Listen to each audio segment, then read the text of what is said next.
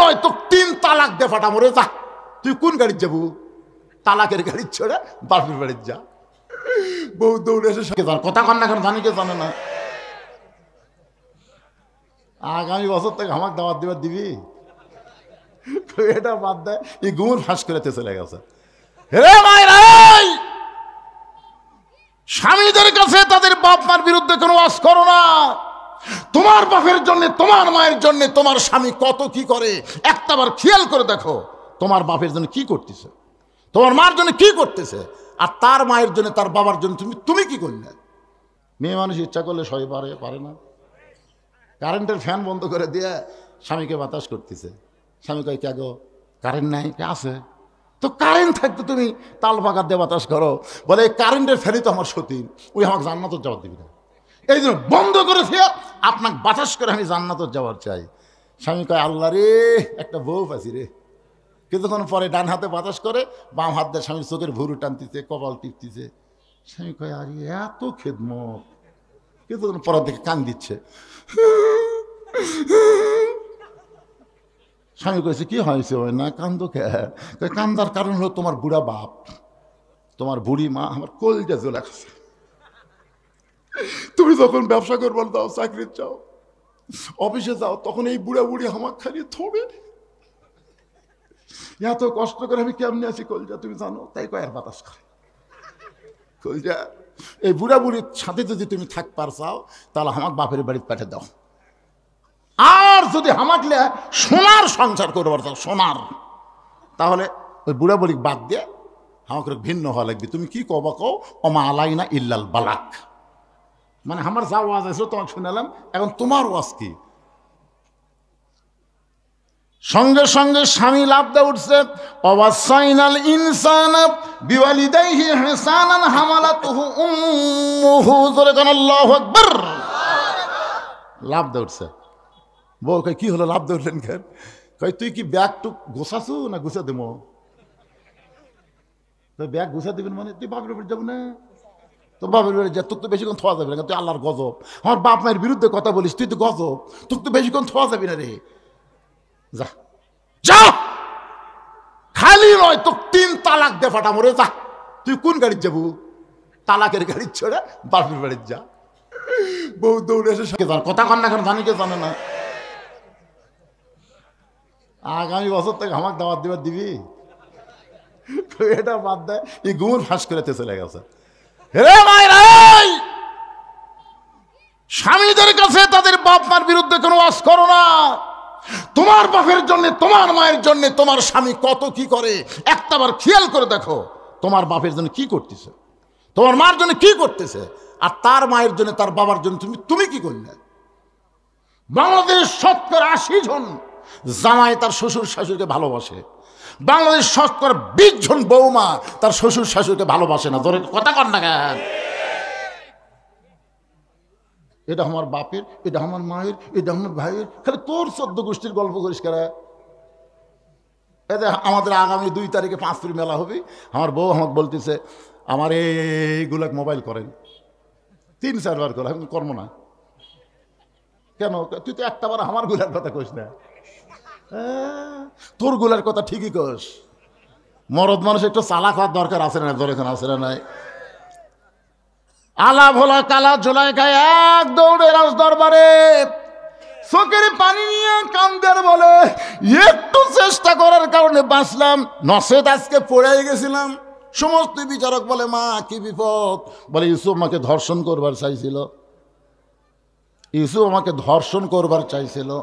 বহু চেষ্টা করে ইউসুফের হাত থেকে আমার ইজ্জতকে আমি বাঁচাইছি। সমস্ত বিচারক বলতে, মা কোনো টেনশন করেন না, অবশ্যই ইউসুফের বিচার হবে, কোনো টেনশন করেন না, অবশ্যই ইউসুফের বিচার হবে। আপনারা বলেন তো, জোলাইখা অভিযোগ করলো আর বিচারপতিরা বলল অবশ্যই বিচার হবে। এখানে তদন্তের দরকার আছে না নাই? যেরকম আছে না নাই? পরের দিন সমস্ত বিচারকেরা ফাঁকা জায়গায় বিচার করার জন্য ইউসুফকে হাজির করা হয়েছে। ইউসুফকে হাজির করে বিচারকের প্রধান বিচারপতি বলতে, ইউসুফ, যে তোমাকে মায়ের মতন লালন পালন করলো, আজকে তুমি যুবক হয়ে তার সর্বনাশ করবার চাইলা। এইটা কেমন কথা ইউসুফ, এইটা কেমন কথা।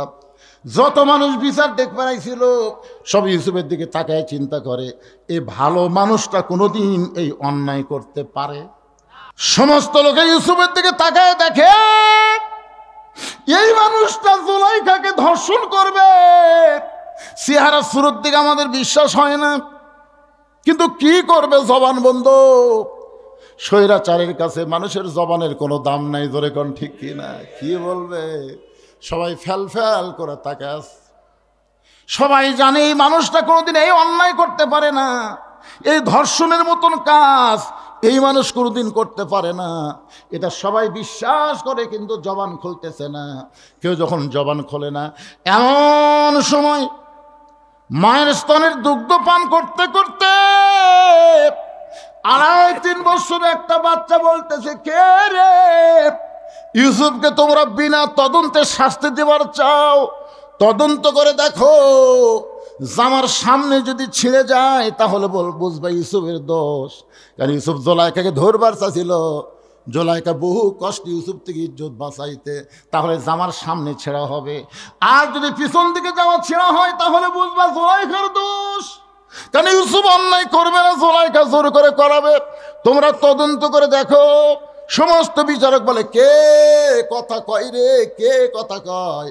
এই বর্তমান স্বৈরাচারীর যুগে কথা বললে তার ভয়। কথা কে কয় রে? এত মরদ কে হলো রে? তদন্তের কথা কয়। মা বলতেছে, এটা বড় মানুষ না, শিশু বাচ্চা, কি করবেন? মেরা ফেলে দেবেন না কি করবেন?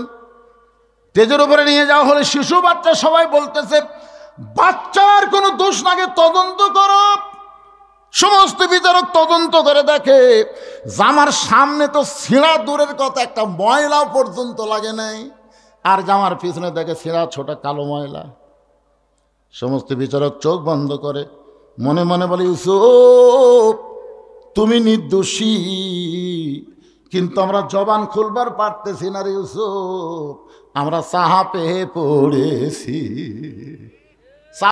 নাম শুনছেন? ইয়াকুব নবী বাস করিতেন কেনানি, সবার চাইতে ভালোবাসতেন ইউসুফকে। এই গান গাইলে কি গুনাহ হবে? মাঝে মাঝে 2-1টা গান টান না হলে কীরকম হয়? খন না, সবাই একটু হোঁ করে খন, না পারলে হোঁ করেন বারে। ইয়াকুব নবী বাস করিতেন কেনানি, সবার চাইতে ভালোবাসতেন ইউসুফকে। ইয়াকুব নবী নির্জনে বসে আল্লাহর কাছে বলতেছেন, আল্লাহ আমার 12টা সন্তান, সর্বসাকুল্য আমার সন্তান হলো 12টা। 2টা সন্তান এত ভালো আর 10টা এত খারাপ কেন হলো? সর্বসাকুল্যের সন্তান কয়টা? 12টা। ধরে কোন কয়টা? তো 2টা সন্তান এত ভালো, বনিয়ামিন আর ইউসুফ এত ভালো, আর এই 10টা এত খারাপ কেন হলো? আল্লাহ বলে, ইউসুফ সন্তান ভালো মন্দ হওয়ার পিছনে তোমার কোনো দায়িত্ব নেই। তোমার বউ কয়টা? আল্লাহ আপনি জানেন না, আমার 2 বউ। আল্লাহ কয়, তোমার যে বউ ভালো, সে বউয়ের পেট থেকে যে 2টা সন্তান আছে, এই 2 সন্তান ভালো। আর তোমার যে বউ খারাপ, ওর পেটের থেকে যে 10টা মাল বাড়াছে, এরা হলো। এই জন্য ভাইজান, ভাবিয়া করিও কাজ, করিয়া ভাবিও না। যাকে তাকে বিয়ে করবেন না। বিয়ে করার আগে চিন্তা করা লাগবে যে এটা আমার বউ হলে এর ভিতর থেকে যে সন্তানগুলো আসবে, এই সন্তানগুলো কেমন হবে, একটু চিন্তা ভাবনা করার দরকার আছে না? হ্যাঁ, আপনারা তো বিয়ার পরে ভাবেন, বিয়ার পরে ভাবা কাম হবে না, তো আগেই ভাবা লাগবে। একজন নেপোলিয়ান বলেছে, ভালো একটা সন্তান যদি চাও তাহলে ভালো একটা মায়ের দরকার। বলে বলেন কিসের দরকার? ভালো একটা মায়ের দরকার। ইয়াকুব নবী 2টা বিয়ে করেছিলেন, একটা বউ ভালো বলে তার পেট থেকে 2টা সন্তান জন্ম নিয়েছে। সন্তান 2টা ভালো, একটা নাম হলো বনিয়ামিন, একটা নাম হলো ইউসুফ। আর 10টা সন্তান অন্য বইয়ের পেট থেকে হয়েছে, সন্তান 10টা খারাপ। আমার মায়েরা যারা পর্দার অন্তর আছেন, আল্লাহ কোরআনে বলেন, অকরনা ফি বুয়ুতিকুন্না ওয়ালা তাবাররাজনা তাবাররুজাল জাহিলিয়াতিল উলা। আমি পর্দার ওয়াজ যত করি, কাম নেই, কোনো লাভ হবে না। পর্দা ওয়াজ করলে মেয়েরা পর্দা নিশে হবে না, পর্দাকে আইন হিসাবে সমাজে চালু করতে হবে। ধরে কোন কথা ঠিক কিনা? পর্দা না মানলে কি হবে? বহু ওয়াজ করলাম, কিন্তু কাম হচ্ছে না তো। ঘরের মধ্যে শুটকি মাছ রাখছে, বিড়ালকে দাওয়াত দেওয়া লাগবে। যদি ঘরে শুটকি মাছ আছে, বিড়াল তোমার দাওয়াত দেওয়া লাগবে না। বিড়ালের নাকের সঙ্গে চলে আসতেছে, এসে দেখে দরজা খোলা দেখে বিড়াল ঘরের মধ্যে ঢুকে থেকে খাটের তলে পাতিলে শুটকি আছে, তার উপর ঢাকনা নেই। আপনার বলেন তো বিড়াল কি বিসমিল্লার টাইম পাবি? ওই বিসমিল্লা ছাড়াই সমানে শুটকি খায়। ঘরের মালিক খসর খস শব্দ পাই, কে রে আমার শুটকি কে খায়? সাথে বিড়াল হায় হায় 2000 টাকা কেজি শুটকি বিড়াল খাচ্ছে, পিছন থেকে খপ করে ধরছে, এই বিড়াল আমার শুটকি তুই খাস, পুনরায় যদি শুটকি খাস তোকে 20টা ব্যাত মারবো। একটা ব্যাত মারলে বিড়াল মরবি, কিন্তু 20টা ব্যাতের আইন দিয়ে বিড়ালকে ছাইড়া দিছে, কিন্তু দরজা জানলা আগের মতোই খোলা থছে। আপনার বলেন তো 20টা ব্যাতের কথা বিড়ালের খেল থাকবি? আজকে সরকার যত আইন করুক, ধর্ষণ করলে মৃত্যুদণ্ড, অ্যাসিড মারলে মৃত্যুদণ্ড, এ করলে এই দণ্ড, যতই আইন করুক, কোনো আইন দিয়ে সমাজের নারীদের নিরাপত্তা দিবার পারবে না। নারীদের নিরাপত্তা দিবার গেলে দরজা জানলা বন্ধ করে শুটকি যেমন হেফাজত করা লাগবে, মেয়েদেরকে পর্দার আইন বলবৎ করে মেয়েদেরকে হেফাজত করা দরকার। জোরে কোন কথা ঠিক কি না? ফাতেমার ওয়াজ কম করছি আমি, ইউটিউবে গিয়ে দেখেন, আমার মতন মেয়েদের জন্য এত ওয়াজ কোনো বক্তা করেনি। যত ওয়াজ আমি করছি, ফাতেমার ওয়াজ, হায় হায় কি ওয়াজ রে! কিন্তু যা আসলো তাই। আজকেও দেখলাম, এর আগেও কেশরটা আসছি, আজকেও আছে, আজকে দেখে আর বেশি ব্যাপারটা। আগে তো দেখে নাক ঢাকা দৌড় মারতেছিল, আজকে দেখে আর কাছে আসতেছে, হায় হায় কাছে এসে এটাই বুঝলি রে, মাথা নষ্ট ভাই যান। তার মানে বোঝা গেল, মেয়েদেরকে যদি ভালো করতে চান, ওয়াজ দিয়ে ভালো করা যাবে না, পর্দার আইন চালু করতে হবে বাংলাদেশে। ধরে কোন কথা ঠিক কথা বলেন। 10টা সন্তান রক্ত মাখা জামা নিয়ে ইয়াকুব নবীর সামনে দাঁড়ায় বলতেছে, বাবা বহু চেষ্টা করলাম, ইউসুফকে আমরা বাঘের হাত থেকে বাঁচাবার পারলাম না, তবে ইউসুফকে না বাঁচাইলে কি হবে বাবা, এই জামা আমরা রক্ষা করছি। আচ্ছা বলেন তো কথাটা কেমন লাগলো? যে বহু চেষ্টা করলাম, ইউসুফকে বাঘের হাত থেকে আমরা বাঁচাবার পারলাম না, কিন্তু আমরা জামা বাঁচাছি। ইয়াকুব নবী বুঝলেন যে এটা একটা ষড়যন্ত্র চলতেছে। জামা হাতের মধ্যে নিয়ে ঘরের মধ্যে গেলেন, হাতের মধ্যে নিয়ে ঘরের মধ্যে গিয়ে আল্লাহ, আমার 10টা সন্তান ইউসুফকে নিয়ে ষড়যন্ত্র করতেছে, আল্লাহ আমি বাবা হইয়া দোয়া করতেছি, আমার সন্তান যেখানে থাক তুমি হেফাজত করো। সুবহানাল্লাহ কর না কেন? কে দোয়া করছে? বাপ ছেলের জন্যে। এটা কিন্তু দয়াল বাবা না। আপনার তো দয়াল বাবার কাছে দোয়া লিবার যাচ্ছি, ট্রাকে ট্রাকে গরু, বগুড়া থেকে যাচ্ছে ট্রাকে ট্রাকে। ভাই কোথায় যাচ্ছেন? দোয়া করবেন হুজুর, আমরা বাবার দরবারে যাচ্ছি। বাবার দরবারে? কে তোর বাপ মা নাই? কই বুড়া বুড়ি আছে। বাপ মা বুড়া বুড়ি আছে, ওই বাবার দরবারে গরু নিয়ে যাচ্ছে। আর যাওয়ার সময় ঝাঁকি দিয়ে চলতেছে, আমার দয়াল বাবার দরবারেতে কেউ ফিরে না খালি হাতে।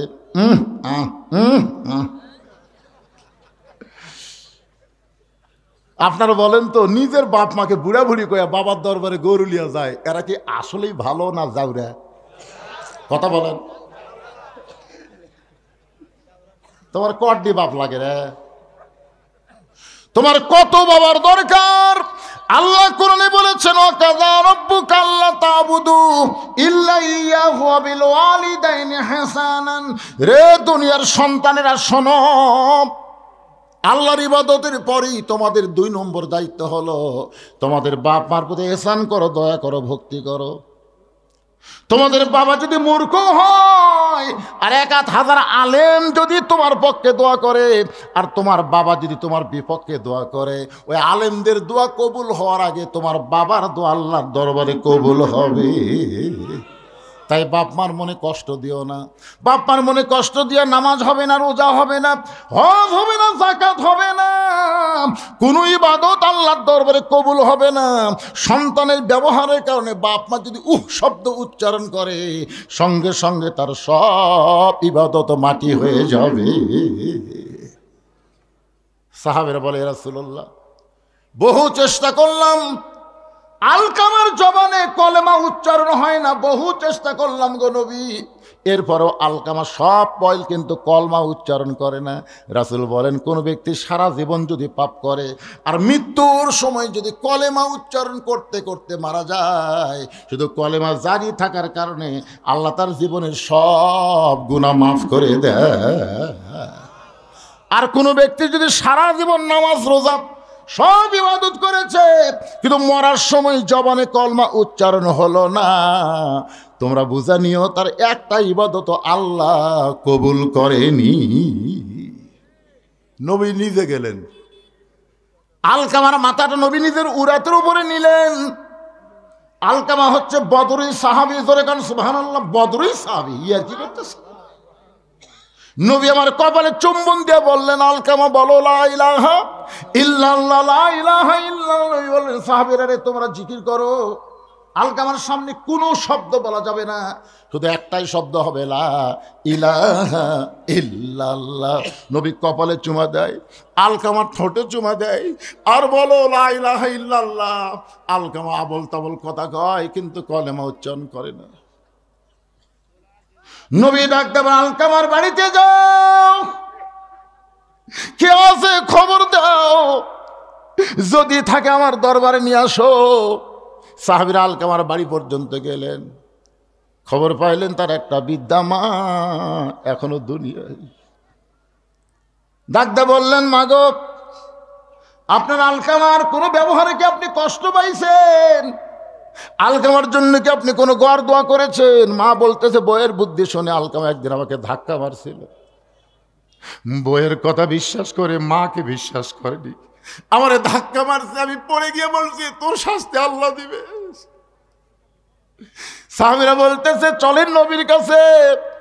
আলকামার মাকে নবীর দরবার আনা হলো। নবী বললেন, মা, আলকামাকে মাফ করে দাও। মা বলতেছে, এত কষ্ট দিছে বইয়ের কথা শুনে, আমি আলকামাকে মাফ করব না। রাসূল বললেন, তাহলে তোমরা আগুন আর খড়ি একত্র করে আগুন লাগাও, আলকামাকে আগুনে পুড়ে ছাই করে দাও।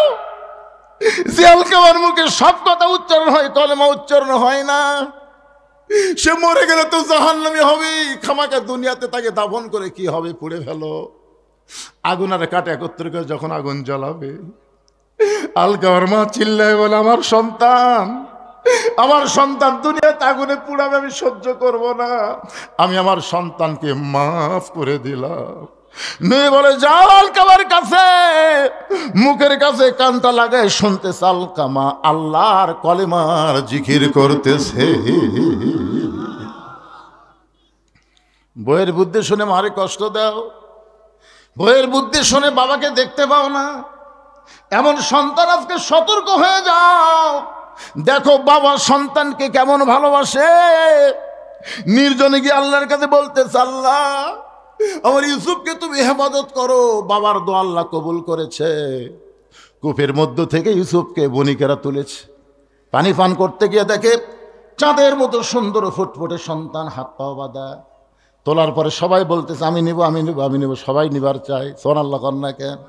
সবাই ইউসুফকে নেওয়ার জন্য যখন জিকির করতেছে, বণিকের সর্দার বলতেছে, তাহলে টুকরা টুকরা করে নেওয়া হোক। বলে, টুকরা টুকরা করে নিয়ে কি হবে? তাহলে একে বাজারে বিক্রি করে যে টাকা হবে, আমরা সবাই টাকা ভাগ করে নিব। আজিজ মিশরের বিবি জোলাইখার কাছে 1 লক্ষ স্বর্ণ মুদ্রা দিয়ে বিক্রি করা হলো।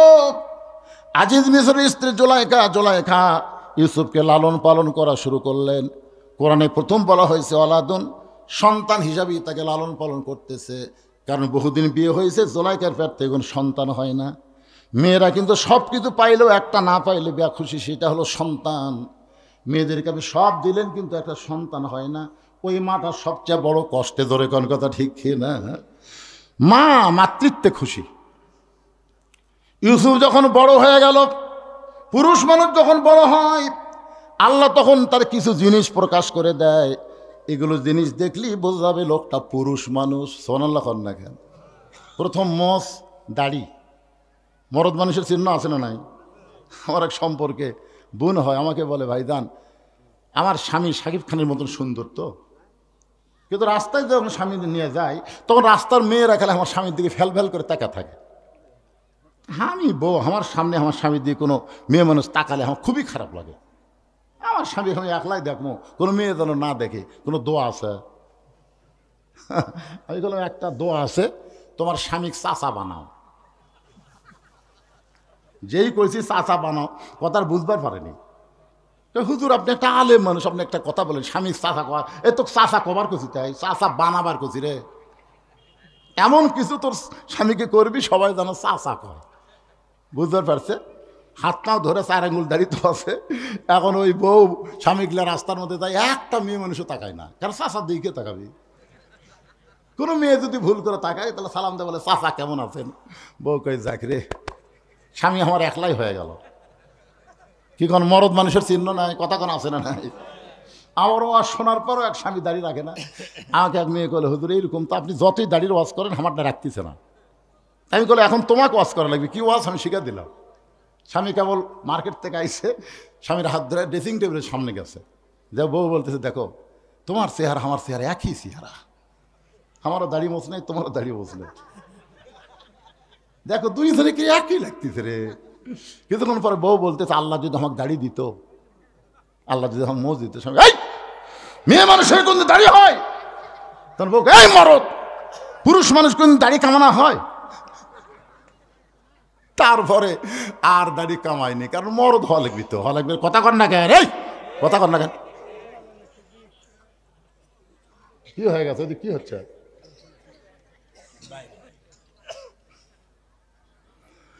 আল্লাহর বান্দার একটু মনোযোগ দিয়ে শুনবেন। ইউসুফের দিকে তাকায় জুলাইখা দেখতে পাই পুরুষ মানুষ। সুবহানাল্লাহ কোন? এতদিন সন্তান হিসেবে লালন পালন করেছে, এখন পুরুষ সত্য প্রকাশ পাচ্ছে। ছোট বাচ্চা নাবালক অবস্থায় পর পুরুষের কাছে একই বিছানায় রাখা জায়েজ? জোরে কোন? জায়েজ? পর পুরুষের কাছে বা যাদের কাছে একটা যুবতী মেয়ে মানুষ ঘুমানো যাবে না, তাদের কাছে নাবালক সন্তানকেও রাখা যাবে না। কারণ মিন শারিল ওয়াসওয়াসিল খান্নাস, একসময় শয়তান বলবে, মুখ হাতটা দেখবে আর তো দাড়ি মুছ কিছু নেই, তখন শয়তান একটা বিপদত ফেলে দিবি। দেয় কি দেয় না? কারণ এরকম হয় না? তো এই জন্যে নাবালক একটা ছেলেকে একটা পুরুষের কাছে একই বিছনায় রাখা যাবে না। দুইটাই যদি বালক হয় তখন দুই ধরনের দাড়ি মুছ হচ্ছে, তখন শয়তান উঠে আসে মাঝখানে এসে কোনো খবরদারি করবে না। দাঁড়িয়ে মচড়ছে ইউসুফের মিন শারিল ওয়াসওয়াসিল খান্নাস।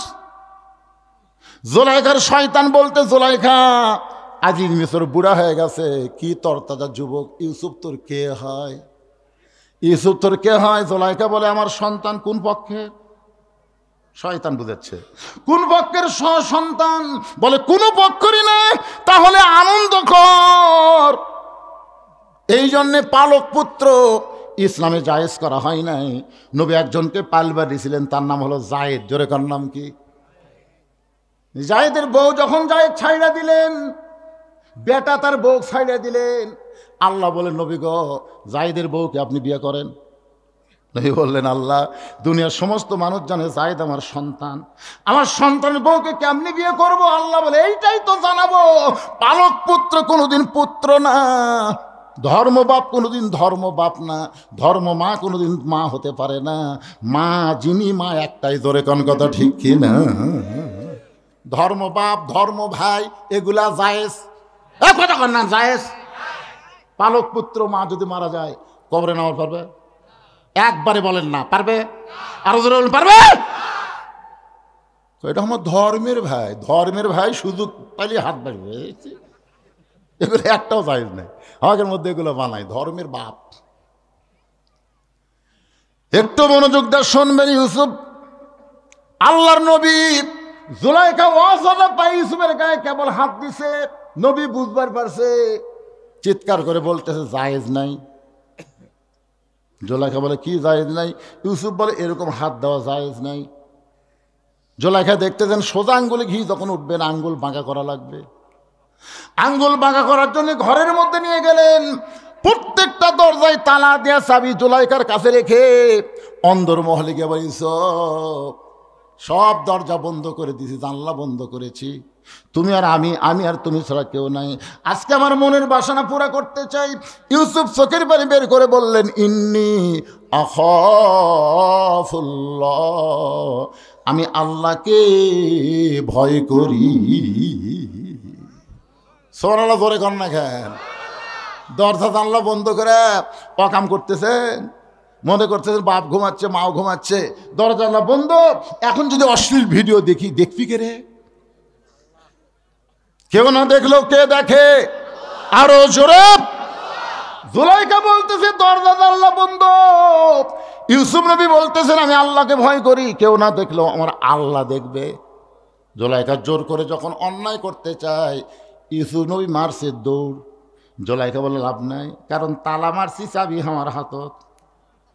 চাবি কার হাতত? জুলাইখা বলে চাবি আমার হাতে, দৌড়ায় কোনো লাভ নাই। ইউসুফ চিৎকার করে বলেন, নাসরুম মিনাল্লাহি ওয়া ফাতহুন করিব ওয়া বাশশিরিল মুমিনিন। চাবি ছাড়াই তালাগুলো খুলে যায়। সমস্ত দরজার তালা অটোমেটিক যখন খুলে যায়, শেষ দরজায় জুলাইখা এক দৌড়ে গিয়া ইউসুফের পিছনের কাপড় খামচে ধরছে। এত চেষ্টা করে মনের বাসনা পুরো করবো, তুই করতে দিবি না, তখন ছাড়বো না। ইউসুফ আল্লাহর ভয়ে জামা ছিঁড়ার কথা চিন্তা না করে যখন চলে গেছে, জুলাইখা দেখলো এত কিছু করার পরে যখন ইউসুফকে বসে আনতে পারলাম না, তখন চলে গেছে রাজ দরবারে। আউলা ঝাউলা চুল, শুকরিয়া তান 3 রাকাত নামাজ পড়ে। ওই নামাজটা আল্লাহর এতই ভালো লাগলো, উম্মতি মুহাম্মাদের জন্যে মাগরিবের 3 রাকাত হিসেবে দিয়ে দিলাম। মাগরিবের 3 রাকাত নামাজ যখন জামাত আদায় করবে, ইয়াকুব এবং ইউসুফ নবীর সমপরিমাণ সওয়াব আল্লাহ দান করে দিবে। ধরে বলেন মারহাবা। ফজরের 2 রাকাত ফরজ নামাজ কেমনে পাইলাম? আদম আলাইহিস সালামের তওবা কবুলের পরে তখন কাবা ঘর ছিল না, তবে কাবা ঘরের জায়গা ছিল।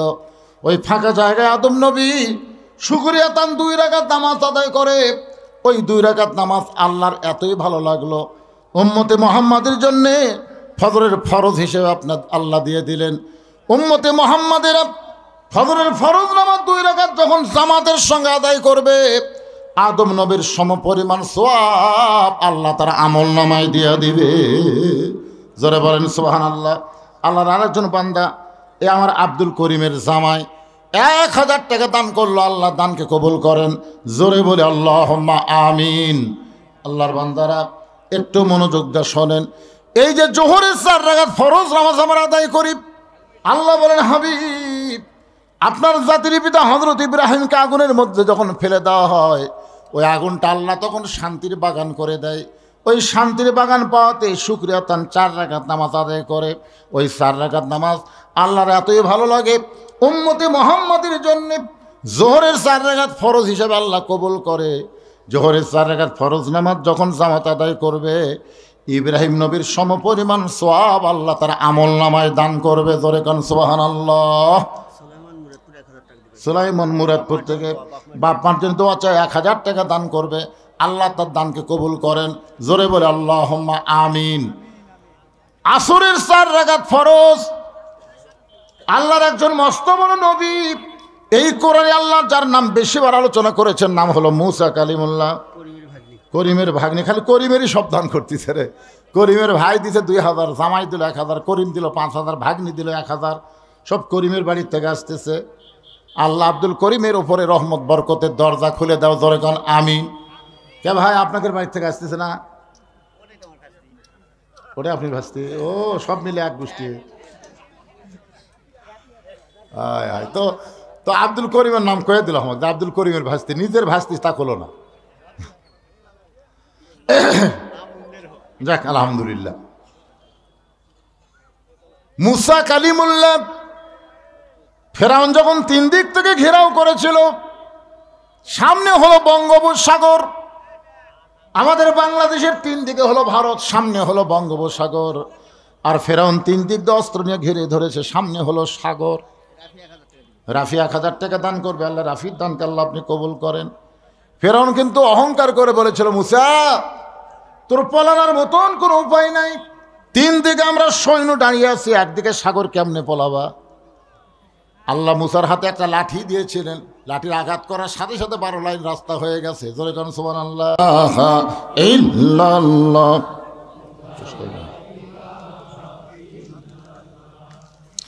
সকলে জবান খুলে মহব্বতে লা ইলাহা ইল্লাল্লাহ,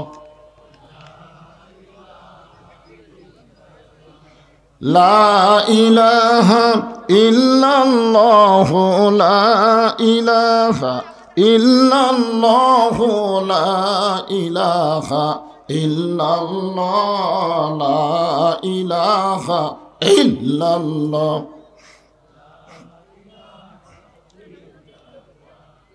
লা ইলাহা। যার দিলে আছে আমার আল্লাহর ভয়, যার মনে আছে আল্লাহর ভয়, আল্লাহ আল্লাহ সব সময়।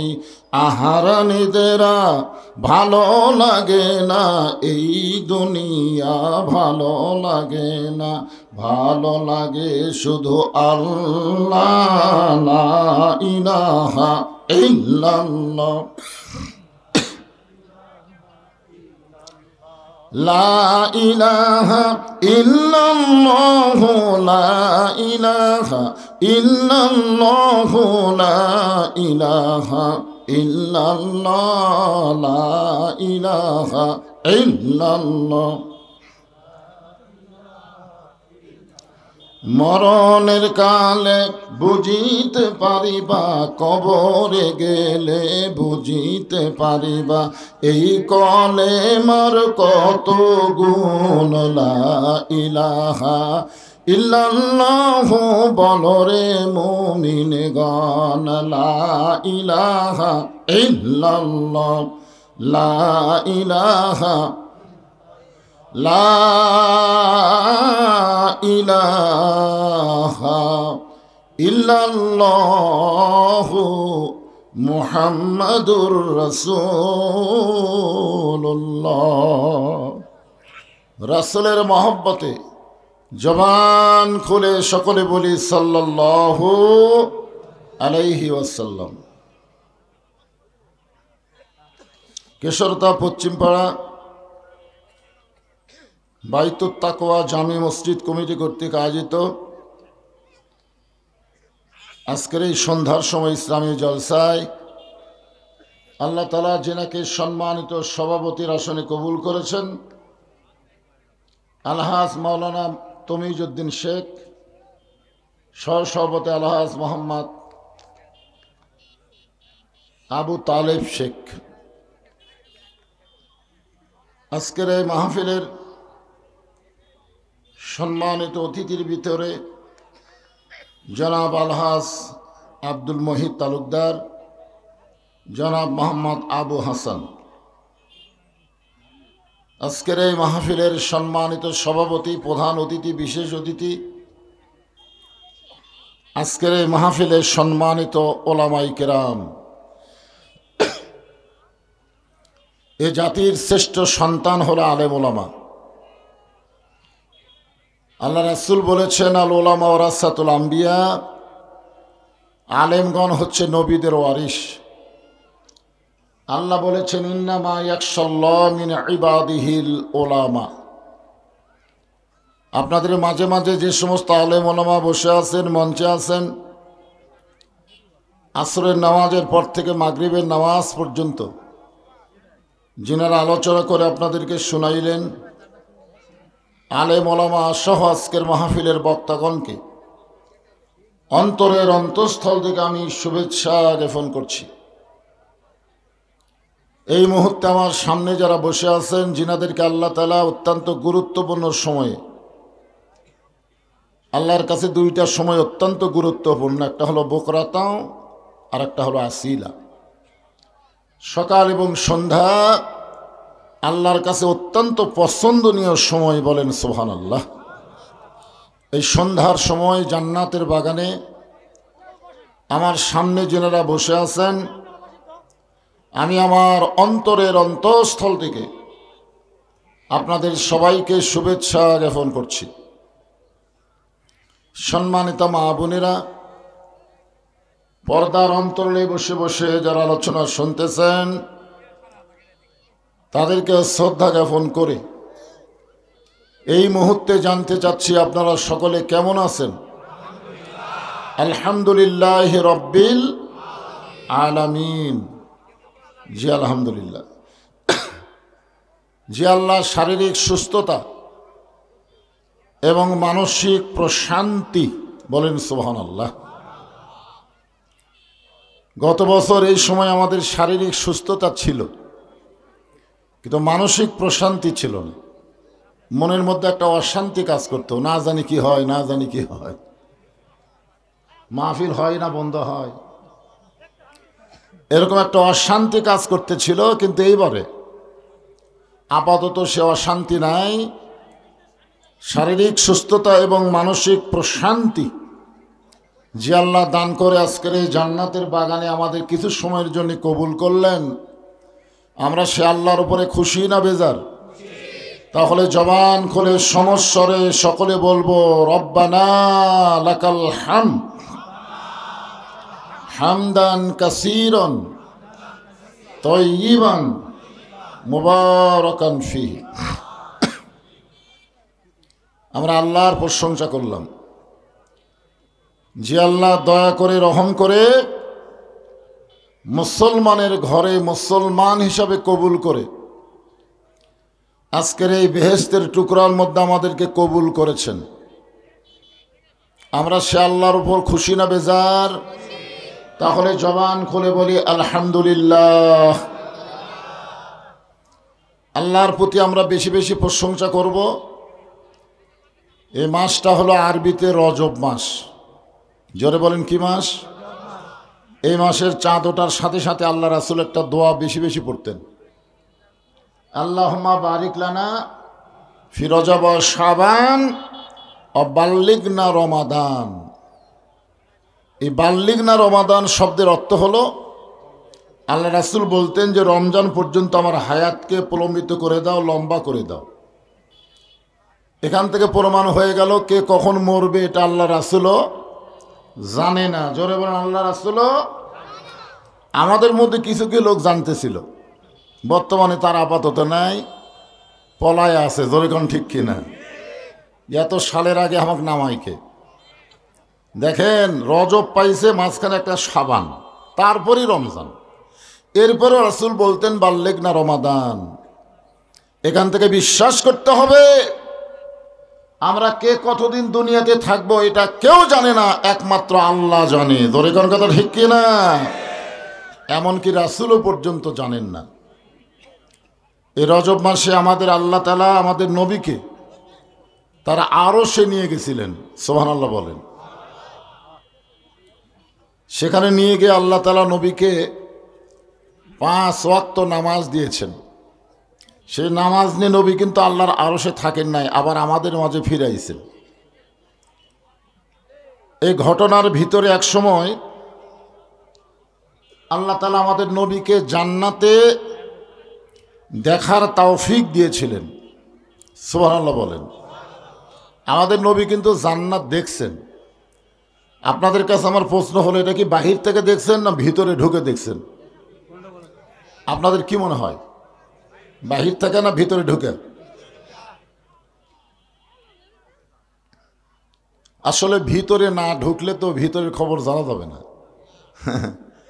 কোরআন হাদিসের ভিতরে না ঢুকে কেউ যদি বলে ইসলামের সাথে রাজনীতির কোনো সম্পর্ক নেই, এরকম কিছু কিছু মূর্খ গণ্ড আছে না নাই? যারা ইসলামকে বোঝেই না, জানেই না, ওরা আবার ভাষণ দেয় ইসলামের সাথে রাজনীতির কোনো সম্পর্ক নেই। আরে বেটা, তুমি একটা সামান্য মানুষ, তোমার নামের সাথে ইসলাম আছে, আছে না নাই? যে বেটাই কথা কইছে তার নামের মধ্যে ইসলাম আছে। ছোট্ট একটা নামের মধ্যে যদি ইসলাম থাকে, এত বিশাল একটা রাজনীতি আর সেই রাজনীতির সাথে ইসলামের সম্পর্ক নাই, এই কথা একমাত্র মুনাফিক এবং গণ্ডমূর্খরাই বলতে পারে। জোরে কোনো কথা ঠিক কি না? এই জন্য ভিতরে ঢোকা লাগবে। আল্লাহ বলেছেন উদখুলু ফিস-সিলমি কাফা, পুরাপুরি না ঢুকলে তো বলা যাবে না। আল্লাহ বলতেছেন ঢুকতে হবে পুরাপুরি। কাফা শব্দের অর্থ হলো পুরাপুরি, আধা আধি ঢুকলে হবে না। নবী যখন জান্নাতের মধ্যে প্রবেশ করলেন তখন আল্লাহ নবীর সঙ্গে একজন ফেরেশতা ছিল। সে ফেরেশতার নাম হলো জিবরাইল। জোরে বলেন নাম কি? আর আমরা যারা এখানে বসে আছি আমাদের সঙ্গে সব সময় দুইটা ফেরেশতা থাকে, সব সময়। আপনি ঘুমালেও থাকে, চেতন থাকলেও থাকে, দরজা জানলা বন্ধ করে অকাম করার সময়ও থাকে। ছেলেরা কম্বলের মধ্যে যদি ইউটিউব চালু করে খারাপ অশ্লীল ভিডিও দেখে তখনও কিন্তু থাকে, থাকে না?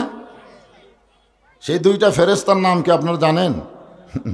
কেরামান কাতিবিনা ইয়ালামুনা মা তাফআলুন। সব সময় আমাদের সঙ্গে আছে, অথচ আমরা অনেক সময় গল্প করছি, এমন গোপনে করলাম কেউ দেখেনি।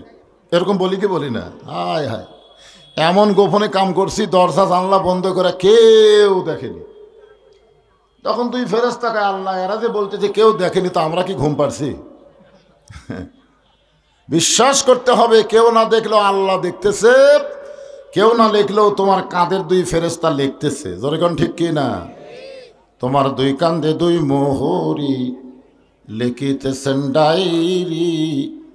খালি এই বিশ্বাসটা যদি আমাদের অন্তরে থাকে, আমরা যা করব সব লিপিবদ্ধ হচ্ছে। এবং হাসরের ময়দানে আল্লাহ বলবেন ইকরা কিতাবাকা, তোমার কিতাব তুমি পড়ো। তুমি কি করছো? তুমি দরজা জানলা বন্ধ করে একলাই 10টা সিল মারছো আর সকালে গল্প মারছো, কেউ দেখেনি। আজকে দেখো তুমি কয় বাপের জন্মা। এক বাপের জন্মা একটাই সিল মারবে, তুমি 10টা মারলা, তোমার তো বাপের হিসাব নাই। জোরে কোন ঠিক কি না?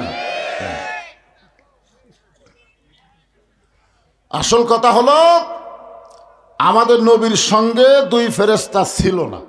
এই কথাটাই বলতে চাচ্ছি। আমাদের কাঁধে যে দুইটা ফেরেশতা আছে, নবীর কাঁধে দুই ফেরেশতা ছিল না। না থাকার পিছনে দুইটা কারণ। এক নম্বর কারণ হলো ফেরেশতা জিবরাইল যখন লাইলাতুল মেরাজে নবীর কাছে আসলেন আল্লাহর আরশে নিয়ে যাওয়ার জন্যে, এমন সময় দেখে নবী ঘুম পাড়তেছেন। তো জিবরাইল বলেন আল্লাহ যে নবীকে আপনার আরশে নিয়ে যাব সেই নবী তো ঘুমায় আছে। আল্লাহ বললেন জিবরাইল আমার রাসূলকে ডাক দাও। ফেরবে ডাক দেব। আল্লাহ বললেন তোমার জিহ্বাটা বের করে নবীর পায়ের তালুতে সুরবুরি দাও। ফেরেশতা জিবরাইল তার জিহ্বা বের করে নবীর পায়ের তালুতে সুরবুরি দিয়ে নবীরে ঘুম থেকে চেতন করে। এখন বলেন ফেরেশতার সরদার যদি জিহ্বা দিয়া নবীর পায়ের তালুতে সুরবুরি দেয়, তাকে চেতন করার জন্য সেই নবীর কান্দে চড়ার যোগ্যতা কোনো ফেরেশতার নাই। আপনার কান তো বোঝেন, বোঝেন না? বোঝেন তো? আপনারা বলেন তো তোকে আমি কান্দে তুলে দিলাম, তার মানে কি তোকে ওপরে তুলে দিলাম। তা আমার নবীর কান্দে চড়ার যোগ্যতা কোনো ফেরেশতার আছে? আর নবীর কোনো কিছু লেখার দরকার নাই, কারণ নবীর আগে পাশের সব কিছু কি করে দিছে আল্লাহ, সব কিছু মাপ বলা যাবে না, সব কিছুই আমার নবীর জন্য আল্লাহ হলেন কি? সে নামে সুর ধরিয়া পাখি যায় গান করিয়া, সে নামে মজনু হলো মলায় আমার কাদের গনি। সবাই বলেন নবী মোর পরশমণি, নবী মোর সোনার খনি, নবী নাম ভাবে যে জন সেই তো দোজাহানের ধনী। আল্লাহু আকবার। জিবরাইল বললেন এ রাসূলুল্লাহ, এই মাইকালা ভাই কোথায় গেল? এটা একটু মুখের নিচে পড়ে গেছে, বুঝলেন? একে ছোট হয়ে কথা বলা লাগতেছে, একটু তুলে দিলি। হ্যাঁ, মানে এই এদের টানেও নিচে যেতে পারে, ওই অবশ্য তুলে দিল কিন্তু থাকলো না তো। মাইকালা ভাই আসলে একটু একটু পেঁয়াজ দিয়ে একটু তুলে দেওয়া, তুমি পারবা না তো, অজগুলো একদিন হবে না, শেষে আরও নিচে যাবে। এই নিয়ম আছে, নিয়ম আছে, অজগুলো একজন হাত দিলে কাম হবে।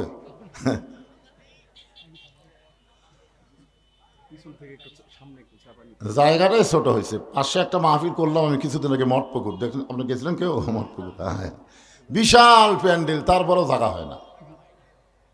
জায়গাটাই ছোট হয়েছে, কি করবেন? দেখেন কোন সাইডে, আমাকে আবার দেখাও লাগবে তো, এই সাইডে গেলে তো আমাকে দেখতে পারবেন না। দেখা যাক কি করে, এরা কি করে দেখা যাবে না। এই সাইডে যারা দাঁড়ায় আছেন আপনারা বসেন, বসেন, সবাই বসেন, আল্লাহর রাস্তায় বসেন।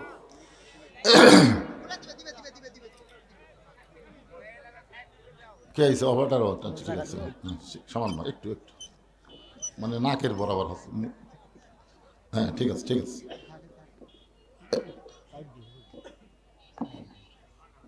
আমার তো ডেবাই গেল রে, কি হল? সবাই একটু জিকির করেন, লা ইলাহা ইল্লাল্লাহ, লা ইলাহা। আল্লাহর জিকির করতে শরম নাই। লা ইলাহা ইল্লাল্লাহ, লা ইলাহা। কারো সামনে কি একটু সামান্য ফাঁকা আছে? ফাঁকা তো দেখা যায় না, শীতের দিন চাপলে অসুবিধা নেই। হ্যাঁ, এক ভাই শরীরের উষুম হয়ে জন্যে একটু জমে বসেন আর জিকির করেন, লা ইলাহা ইল্লাল্লাহ, লা ইলাহা। চাঁদ সূরজ আর গ্রহ তারা, আল্লাহ নামের পাগল পারা। চাঁদ সূরজ আর গ্রহ তারা, আল্লাহ নামের পাগল পারা। আমার আল্লাহ নামের এতই দয়া, আল্লাহ নামের এতই মায়া, লুকিয়ে রাখছেন হে আল্লাহ জোরে, লা ইলাহা ইল্লাল্লাহ, লা ইলাহা ইল্লাল্লাহ, মুহাম্মাদুর রাসূলুল্লাহ সাল্লাল্লাহু আলাইহি ওয়াসাল্লাম।